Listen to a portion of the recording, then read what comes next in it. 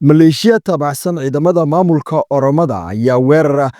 arxan-darro ah ka geystay deegaano hoos yimaada ismaamulka Soomaalida. Ciidamada Oromada oo gudaha u soo galay kililka Soomaalida ayaa maalmihii u dambeeyey waxa ay weerar ku soo qaadayeen dadka shacabka ah ee xoololeyda ah ee ku dhaqan qabaleega Malowle ee degmada Tuli Guuleed ee dowlad-deegaanka Soomaalida.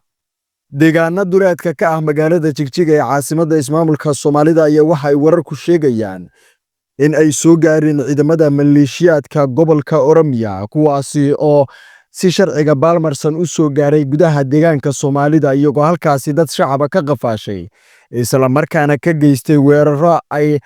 dad shacab ku laayeen iyagoo oo markaa gacanta ku dhigay dad nool isla markaana u qafaalay ee dhanka deegaanka Oromiya balse markii ay gaareen deegaanada xuduudda dib iskaga soo daayay.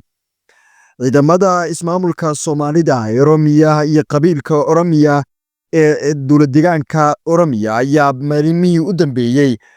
faragelin dhanka amniga ah ka waday deegaano dhaca gobollada Daawo iyo Faafan ee dowlad-deegaanka Soomaalida. Ciidamada sida sharci darrada ku soo galaya kililka Soomaalida ayaa iskugu jira ciidamada shucuubta qoomiyadda Oromiya iyo sidoo kale ciidamada maleeshiyaadka iyo booliiska gobolka Oromiya kuwaasi oo isirsifayn baan ku haya dadka Soomaaliyeed ee